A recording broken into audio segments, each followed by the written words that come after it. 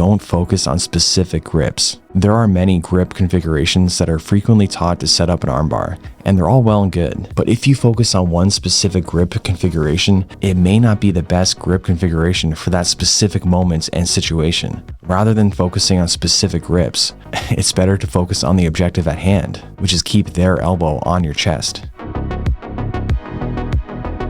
For example here, I don't even take any grips on his arm to set up the armbar. I don't grip his arm until I already have the armbar nearly fully locked in. And as a side note, look what I'm also doing with my other arm. I'm doing my best to stop him from taking defensive grips. These armbars too, the grips are slightly different than the textbook armbar that's typically taught, which again is fine because I'm achieving my objective of keeping their arm where I need it, with their elbow in front of my chest. It's okay to cross your feet.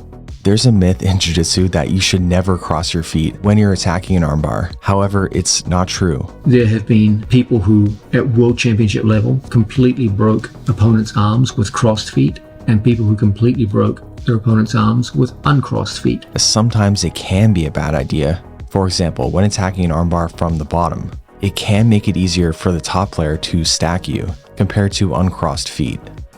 But if you're already stacked, crossing your feet can help keep them close to you and control their posture as you work to get them on their back or break their defensive grips. When attacking an armbar from top position, whether or not it's a good or bad idea to cross your feet will be entirely dependent on the situation. It's not something I think is even worth thinking about. Understand that there's many different ways to position your legs in an armbar, and what's more important than any specific configuration of your legs is that you achieve your objective of controlling the shoulders using your legs. Control the wrist. When attacking an armbar, you need to control both ends of the lever, the shoulder and the wrist. Controlling both is necessary, and I'm not saying that one is definitively more important than the other, but I focus on the wrist the most. I finished many armbars from weird angles where I wasn't able to control the shoulder for more of a textbook armbar, and instead I prioritized the wrist. What you're looking to do is control the wrist to prevent it from turning, making sure that the thumb is pointing in the same direction as your hips. You don't literally need their thumb up and pointing. That'd be kind of weird and send mixed signals. Control the shoulders/hips. It's a common jiu-jitsu adage for instructors to tell their students, make sure you throw your leg over their head before you fall back for an armbar. I've said this many times myself, but it's not entirely true. The reason that you'd want to is that your leg over their head will help keep their shoulders pinned to the mat and stop them from coming up to top position. But you can also control the hips by gripping their leg, which will by extension control their shoulders. Often I'll grab a leg and fall back without my leg over their head because it can be quicker to do so, and then I'll throw my leg over their head. If I'm up against someone who's much stronger, I may need to grip their leg and throw my leg over their head to control both their shoulders and their hips, minimize their chances of getting on top. Avoid defensive grips. By defensive grips, what I mean is the hand of the arm that you're attacking is attached to something else, often their other hand, to prevent extension of the arm that you're attacking. This can often be unavoidable and something you'll just have to deal with, which is annoying because it adds another step to the submission. But frequently, defensive grips can be avoided if you just put a little bit of effort in preemptively. This can look many different ways. It can look like using your feet to keep their hands from connecting, covering their fingers to keep their hands from connecting, and just in general being mindful of their hand's ability to connect to something to grip defensively. So avoid defensive grips as much as you can to save yourself some trouble. But you do need a plan if they are able to grip, which the next couple tips cover. This video is brought to you by Transparent Labs. They seriously have the best protein bars I've ever had.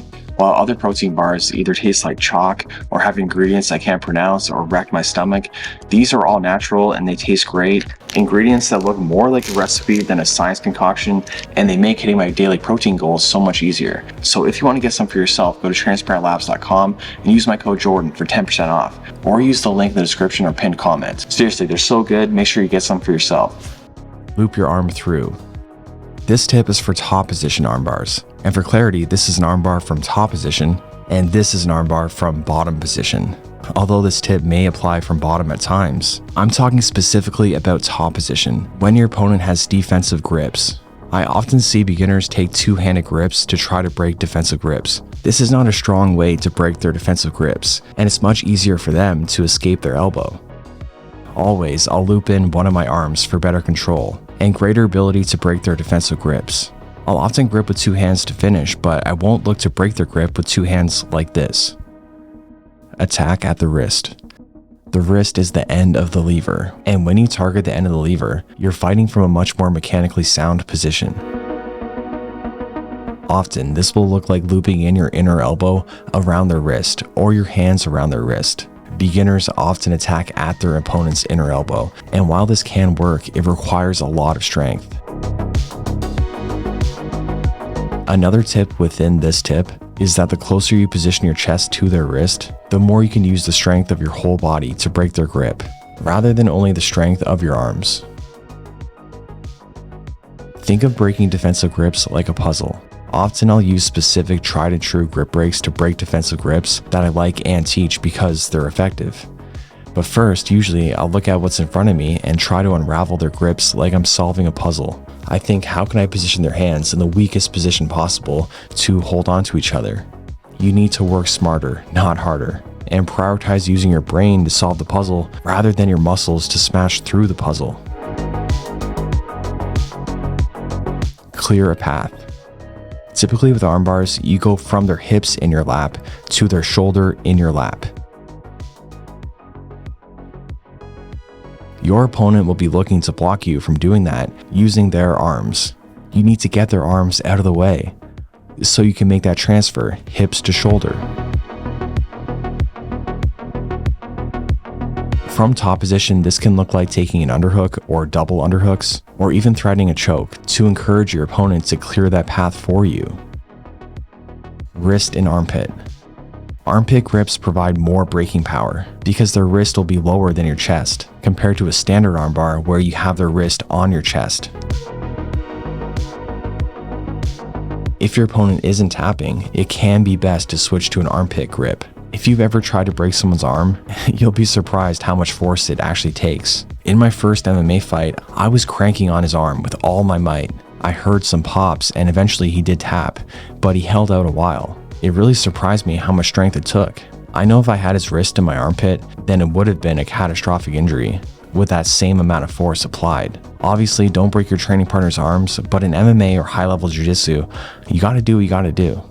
Alright, let me know what position you'd like me to cover next, and make sure to pick up my Jiu-Jitsu theory course to learn more about the underlying principles of Jiu-Jitsu.